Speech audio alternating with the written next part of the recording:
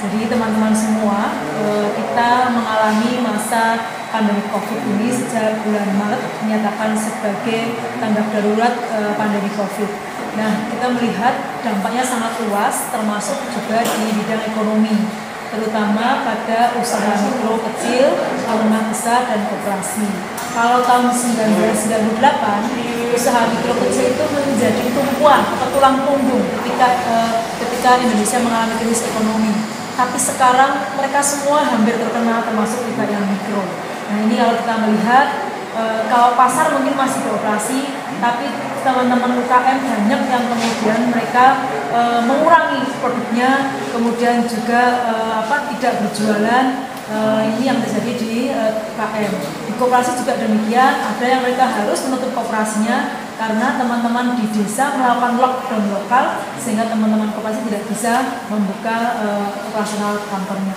Itu yang terjadi secara umum seperti itu. Kalau kita melihat, rumah makan juga banyak yang tutup, warung-warung di pinggir jalan juga banyak yang tutup. Ini dampaknya sangat luas sehingga industri-industri yang ada yang mendukung di sekitarnya juga akan berhenti. Pariwisata berhenti, UKM-UKM yang berkaitan dengan pariwisata, handicraft juga akhirnya berhenti. Itu yang terjadi di Jawa Tengah kalau saya melihat seperti itu.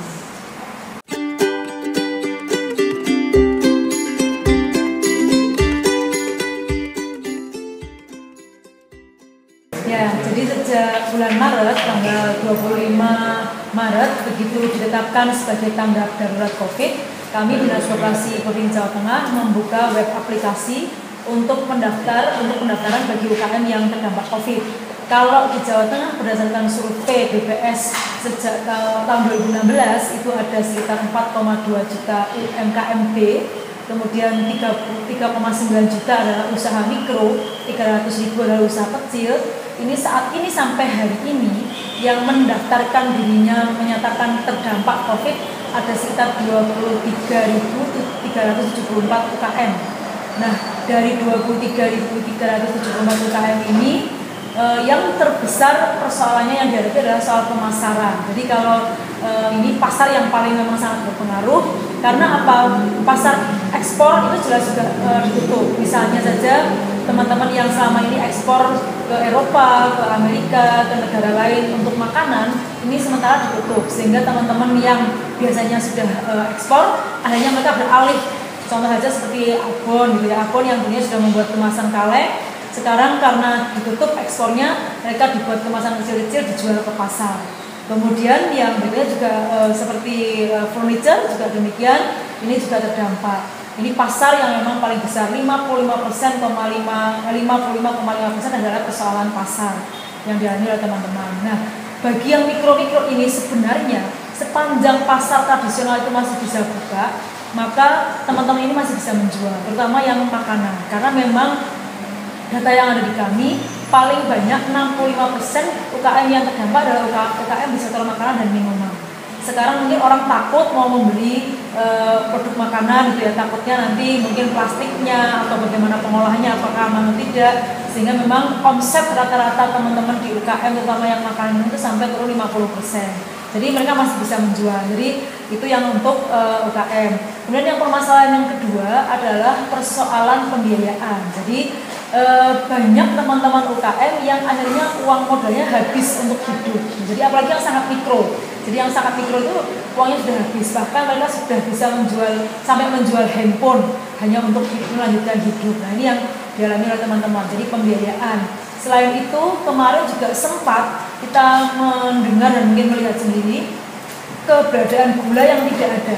Kemudian mahalnya gula, mahalnya bahan baku, uangnya sudah tidak ada, bahan bakunya langka dan mahal, itu yang juga menyebabkan habisnya pembiayaan teman-teman.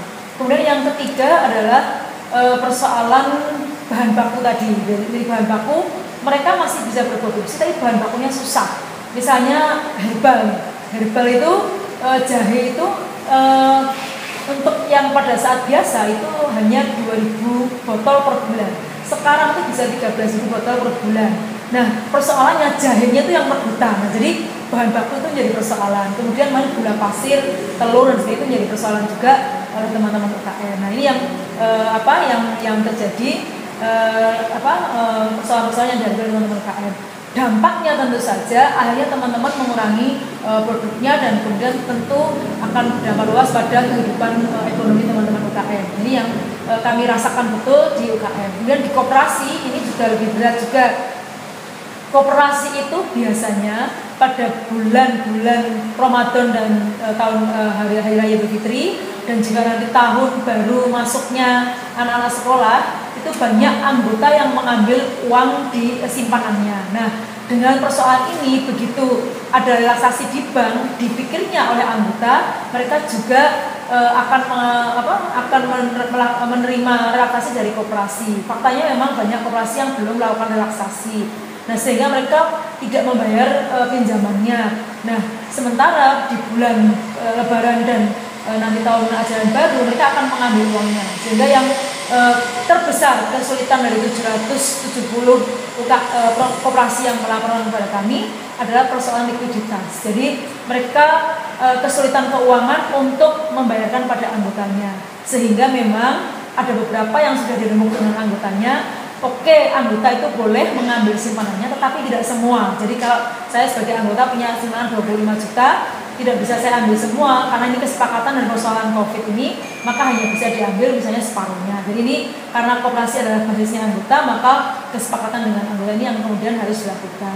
Nah, persoalan berikutnya adalah banyak koperasi yang tidak dapat membuka kantornya, padahal sebenarnya masih ada anggota yang mau membayar pinjamannya. Karena apa? Karena banyak desa yang melakukan lockdown, akhirnya koperasi nggak boleh buka. Nah, ini yang tentu saya berharap nanti teman-teman kepala desa agak lebih bijak supaya kantor-kantor lembaga keuangan ini masih bisa tetap buka untuk melayani anggotanya. Ini dampak yang yang terjadi. Dan berikutnya yang juga sangat memprihatinkan, paling tidak ada UKM ini paling tidak sudah menghentikan atau memberhentikan pekerjaannya itu sekitar 30%. Kalau koperasi hanya 9% dan banyak, tapi kalau UKM sampai 30%.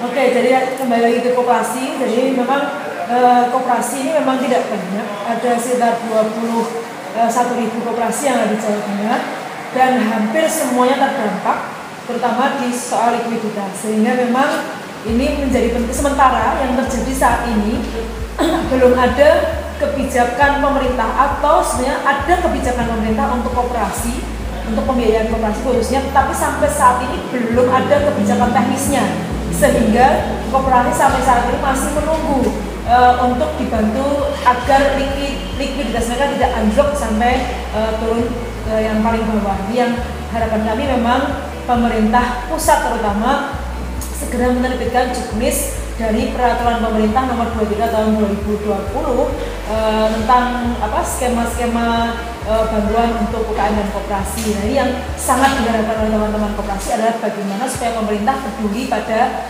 gerakan koperasi ini, karena mereka berbeda dengan kita.